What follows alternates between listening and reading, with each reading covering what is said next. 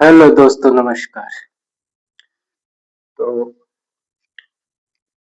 चलिए शुरुआत करते हैं बहुपद, जिसका लेक्चर नंबर 2 है आज। और लेक्चर नंबर 1 जो है इसके पहले बहुपद के बारे में बताया गया है। अगर आप सभी लोग नहीं देखे हैं तो जा करके प्ले लिस्ट में देख लीजिए। बहुपद क्या है, बहुपद कितने प्रकार के होते हैं, बहुपद की परिभाषा, ये सभी उसमें बताया गया है। तो चलिए आज प्रश्नावली 2.1 शुरुआत करते हैं, जिसका पहला प्रश्न है, किसी बहुपद px के लिए y बराबर px का ग्राफ नीचे आकृति में दिया है। प्रत्येक स्थिति में px के शून्यकों की संख्या ज्ञात कीजिए। तो ये हमारा ग्राफ बना हुआ है, जिसमें फिजिक्स ग्राफ है। इसको देख के बताने की शून्यकों की संख्या कितनी है। तो शून्यकों की संख्या बताने के लिए सबसे पहले क्या करते हैं, आइए देखते हैं। इसमें जो है दो लाइनें हैं, एक एक्स अक्ष है और एक वाई अक्ष। तो एक्स अक्ष और वाई अक्ष दोनों क्या कर रहे हैं, बिंदुओं पर क्या करती है, प्रतिच्छेद करती है। बिंदुओं पर प्रतिच्छेद करते हैं और इस पे एक ग्राफ खींचा गया है, चाहे वो सीधी लाइन हो या कर्व के रूप में हो। ठीक है, तो इस रेखा को हम देखेंगे कि एक्स अक्ष पर कितने पॉइंट पर काट रहा है, कितने बिंदु पर काट रही है। तो जितने बिंदु पर एक्स अक्ष को काटेगी उतने ही शून्यकों की संख्या होगी। तो चलिए देखते हैं। नोट पॉइंट में लिखना हो लिख लीजिए। नोट पॉइंट में, नोट यहाँ, नोट नोट में क्या लिखेंगे,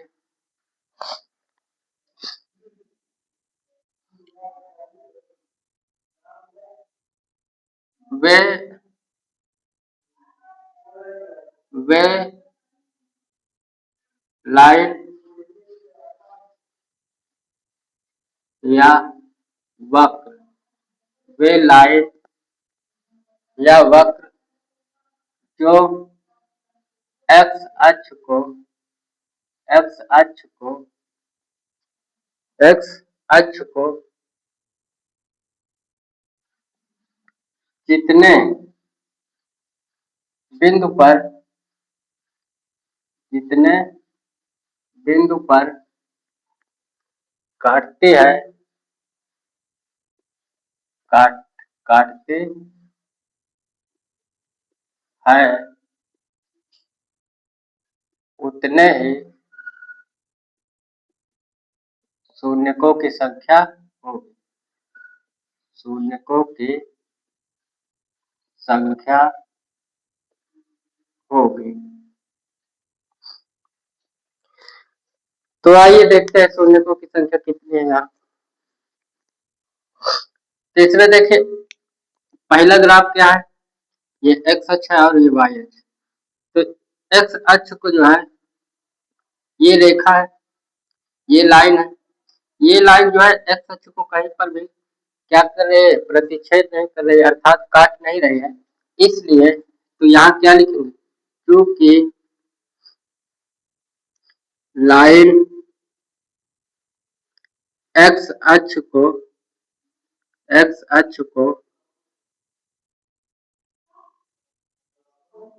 कहीं पर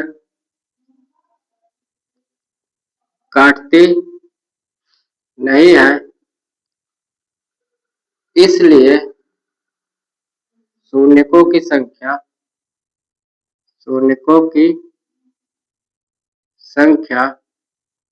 क्या होगी, 0। शून्यकों की संख्या क्या हो जाएगी, यहाँ पास 0 हो जाएगी। अब चलिए दूसरे ग्राफ में चलते हैं। दूसरा ग्राफ क्या कह रहा है, देखिए दूसरे ग्राफ में ये जो वक्र है, ये वक्र एक्स अक्ष को कहाँ पे काट रहे हैं, एक पॉइंट पे काट रहे हैं, एक पॉइंट पे काट रहे हैं, एक बिंदु पर। तो इसमें क्या लिखेंगे दूसरे वाले में, आइए दूसरे ग्राफ में क्या लिखेंगे, क्योंकि वक्र है, ये वक्र एक्स अक्ष को एक बिंदु पर काटती है, काटते हैं, इसलिए शून्यकों की संख्या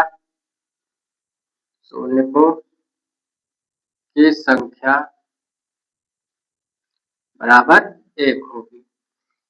यहाँ पास शून्यकों की संख्या क्या हो जाएगी? 1 हो जाएगी। अब तीसरे ग्राफ में देखिए, तीसरे ग्राफ में क्या कह रहा है? ये वक्र जो है यहाँ से होकर जा रहा है, इस पॉइंट पे काट रहा है एक्स अक्ष को, और फिर इस पॉइंट पे काट रहा है, फिर यहाँ से गया ये इस पॉइंट पे काट रहा है। तो इसमें देखिए तीसरे ग्राफ में क्या है, लिखिए तीसरे ग्राफ में एक्स अक्ष को, चूंकि एक्स अक्ष को वक्र 3 बिंदुओं पर काटते हैं, इसलिए शून्यकों की संख्या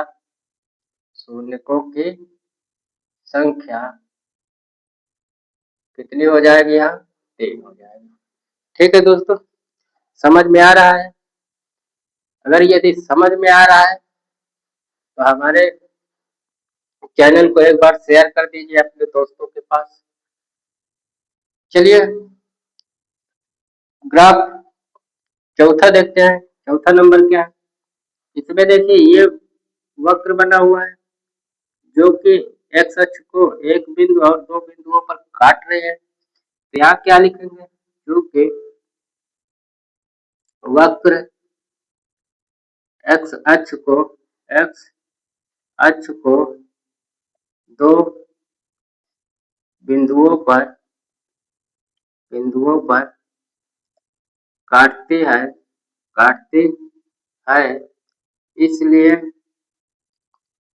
शून्यकों की संख्या बराबर कितने हो जाएगी? 2। आइए पांचवें ग्राफ पे चलते हैं। पांचवा ग्राफ क्या है? एक बिंदु पर काट रहे हैं, 2 बिंदु 3 और 4। तो इस पे क्या लिखेंगे? क्योंकि वक्र एक्स अक्ष को 4 बिंदुओं पर काटते हैं,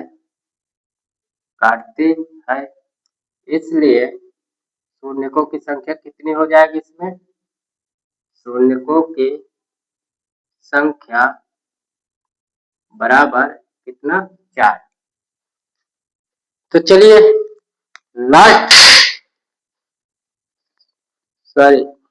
लाइट गिर गई। लास्ट ग्राफ क्या कह रहा है? छठा नंबर। इसमें देखिए एक पॉइंट पे काट रहा है, 2 पॉइंट और 3 पॉइंट। तो क्या लिखेंगे? क्योंकि वक्र एक्स अक्ष को 3 बिंदुओं पर काटते हैं, इसलिए शून्यकों की संख्या